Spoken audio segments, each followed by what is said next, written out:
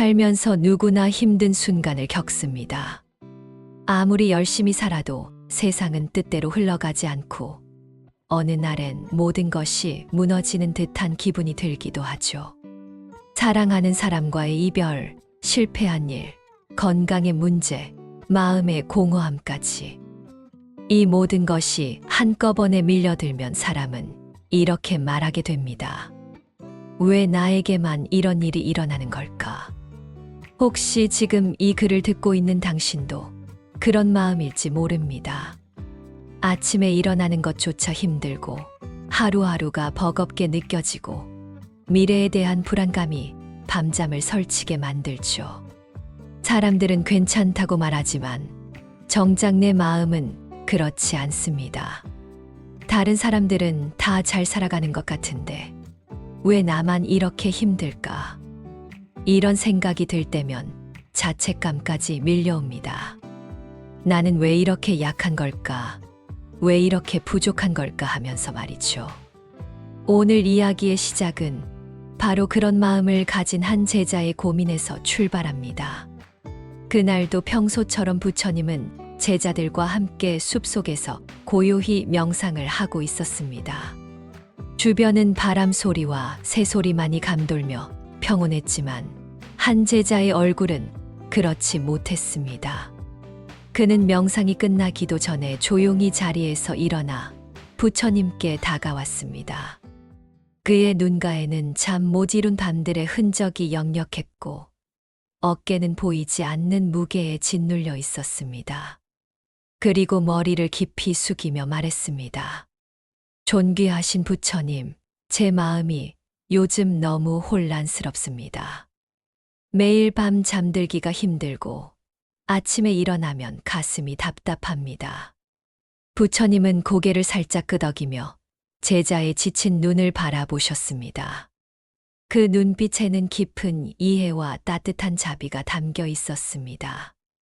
그대 마음에 무엇이 그리 무거운가? 천천히 말해보거라. 제자는 한참을 망설이다가 말을 이었습니다. 그의 목소리는 떨리고 있었습니다. 스승님, 저는 그저 평범하게 살고 싶었습니다. 다른 사람들처럼 웃으며 살고 싶었어요. 하지만 사는 게 왜 이렇게 고단한 걸까요? 열심히 노력해도 뜻대로 되지 않고 사람들과의 관계도 어렵고 저 자신조차 이해가 안 될 때가 많습니다. 제자는 잠시 말을 멈추었다가 더 작은 목소리로 이어갔습니다. 때로는 거울을 보며 이런 생각을 해요. 내가 너무 부족한 사람은 아닐까? 다른 사람들은 다 잘 살아가는 것 같은데. 왜 나만 이렇게 힘들까? 제가 뭘 잘못한 걸까요? 그의 목소리 끝에는 깊은 자책감이 묻어 있었습니다. 부처님은 조용히 웃으며 제자의 어깨에 손을 얹었습니다. 그 손길은 마치 오랜 친구의 위로처럼 따뜻했습니다. 그대는 지금 아주 중요한 길목에 서 있구나. 그대가 지금 느끼는 고통은 그대가 약해서가 아니라 그대가 진실한 마음으로 삶을 살아가고 있다는 증거이다. 제자는 의아해하며 고개를 들었습니다. 진실한 마음이라고 하셨나요? 부처님은 고개를 끄덕이며 말을 이었습니다. 그렇다. 고통을 겪는다는 것은 깨달음의 문턱에 서 있다는 증거일지도 모른다. 아무것도 느끼지 않는 사람은 성장할 수 없다. 그대는 지금 세상을 원망하고 있는가? 제자는 부끄러워하며 작게 고개를 끄덕였습니다. 네, 솔직히 말하면 그렇습니다. 저만 힘든 것 같습니다. 친구들을 보면 다들 행복해 보이고 모두가 멋진 삶을 살고 있는 것 같아요. 그런데 저는 왜 이렇게 자꾸 넘어지기만 하는 걸까요? 때로는 하루하루가 전쟁 같습니다. 그러자 부처님은 제자에게 조용한 목소리로 이런 이야기를 들려주셨습니다. 옛날에 한 여인이 갓난 아기를 잃고 절망에 빠진 채 나를 찾아온 적이 있었다. 그녀는 아이를 품에 안고 울면서 내게 말했다. 부처님, 제발 제 아이를 살려주세요. 왜 하필 저에게 이런 일이 일어났습니까? 왜 저만 이런 고통을 겪어야 합니까? 그녀의 눈물을 보며 나는 깊이 안타까워했다. 부처님은 잠시 말을 멈추고 제자의 눈을 바라보았습니다. 나는 그녀에게 이렇게 말했다. 겨자씨를 하나만 구해오면 그대의 아이를 살려주겠다. 단, 죽음을 겪지 않은 집에서만 구해와야 한다. 그녀는 희망을 품고 마을로 달려갔다. 제자는 숨을 죽이며 이야기에 몰입했습니다. 그 여인은 온 마을을 돌아다녔다. 첫 번째 집에서 겨자씨를 얻으려 했지만 그 집은 할아버지를 잃은 지 얼마 되지 않았다. 두 번째 집에서는 어머니를 잃었고 세 번째 집에서는 형제를 잃었다. 그렇게 마을의 모든 집을 돌아다녔지만 죽음을 겪지 않은 집은 단 하나도 없었다. 부처님의 목소리는 더욱 부드러워졌습니다. 그제야 그녀는 알게 되었다. 고통은 자신만의 문제가 아니라는 것을, 죽음과 이별과 상실은 삶의 일부라는 것을. 그녀는 아이를 조용히 묻고 나에게 돌아와 제자가 되었다. 그리고 나중에는 많은 사람들의 고통을 위로하는 사람이 되었다. 제자는 이야기를 듣고 한참을 생각했습니다. 부처님은 제자의 눈을 바라보며 조용히 말씀하셨습니다. 그대 또한 지금 같은 질문을 하고 있다. 그러나 이제는 질문을 바꿔야 한다. 왜 나에게 이런 일이 일어났는가가 아니라 이 고통은 나에게 무엇을 가르치려 하는가로 말이다. 그대의 고통은 그대를 약하게 만드는 것이 아니라 그대를 더 깊이 있는 사람으로 만들어 가고 있다. 제자는 부처님의 말을 듣고 한동안 아무 말 없이 고개를 숙였습니다. 그 고요함 속에서 마음속의 조용한 파문이 일기 시작했습니다. 처음으로 자신의 고통을 다른 시각에서 바라보기 시작했습니다. 그렇다면 지금 제가 겪는 이 모든 어려움들도 그렇다. 그대를 성장시키기 위한 과정이다. 쉽지 않은 일이지만 그대는 혼자가 아니다.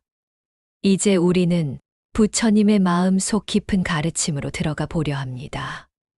고통을 피하는 것이 아니라 마주하고 그 속에서 자신을 찾아가는 여정을 함께 들어보시지요. 본론.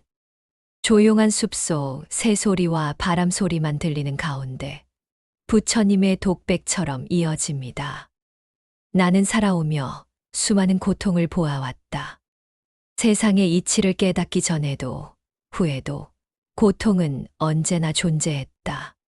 피할 수 없는 죽음, 멀어지는 인연, 기대가 무너지는 순간들. 사랑하는 사람의 배신, 건강을 잃는 두려움, 경제적 어려움, 외로움과 고립감. 모두가 삶을 흔드는 바람 같았다.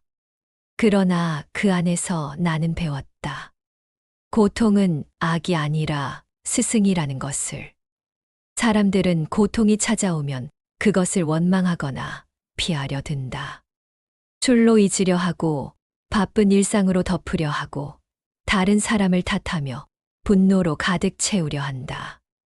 하지만 진정한 깨달음은 그 고통을 정면으로 바라보고 받아들이는 순간에 온다.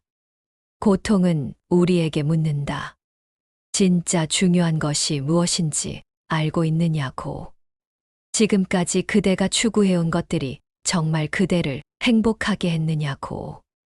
때로는 우리가 성공이라고 생각했던 것들이 실제로는 우리를 더 공허하게 만들었다는 것을 깨닫게 된다. 남들에게 인정받기 위해 자신을 속이며 살아왔다는 것을, 진정한 자신의 모습을 외면하며 살아왔다는 것을 알게 된다. 세속의 욕망에 눈이 멀 때 고통은 그것을 무너뜨려 본질을 보게 한다. 우리가 놓치고 있던 감사, 사랑, 자비, 그리고 무엇보다 자신에 대한 진정한 이해를 다시 일깨운다. 많은 사람들이 나에게 와서 말한다. 부처님, 저는 왜 이렇게 예민한 걸까요? 왜 저는 다른 사람들처럼 무덤덤하게 살지 못할까요?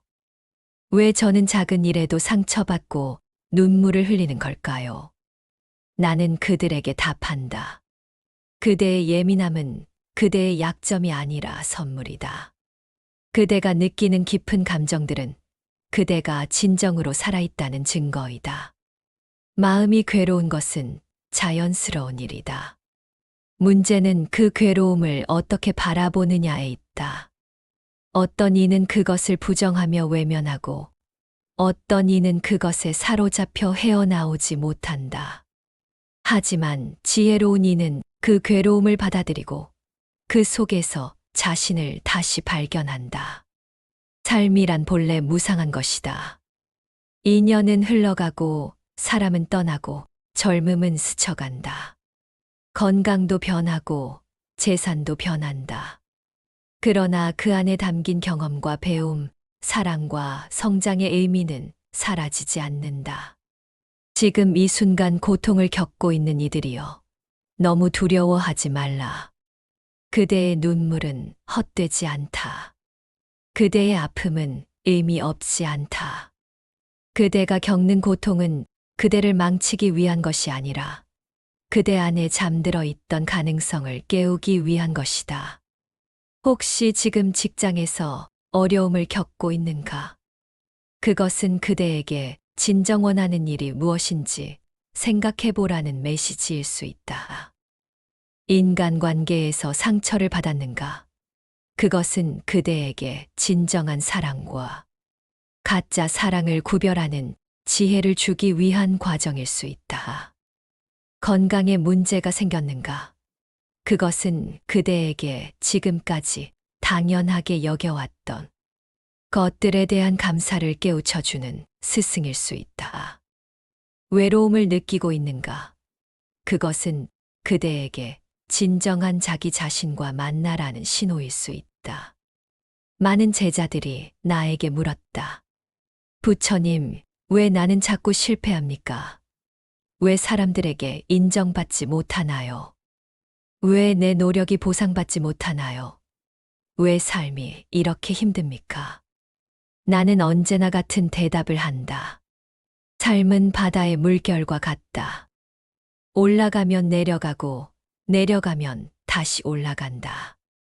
폭풍우가 치면 거센 파도가 일지만 그 폭풍우도 언젠가는 잠잠해진다. 어느 것도 영원히 오래 머물지 않는다. 그러니 지금의 고통도 지나간다.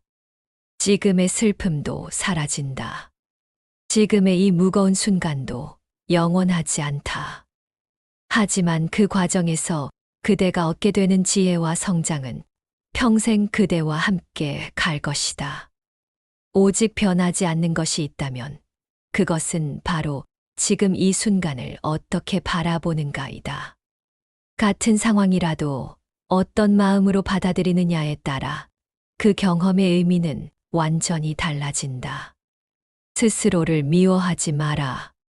그대는 이미 충분히 잘하고 있다. 그대가 느끼는 고통조차도 그대가 진정으로 살아가고 있다는 증거이다. 그리고 스스로에게 자비를 베풀어라. 그대가 다른 사람에게 베푸는 그 따뜻함을 자신에게도 주어라. 그것이 치유의 시작이다.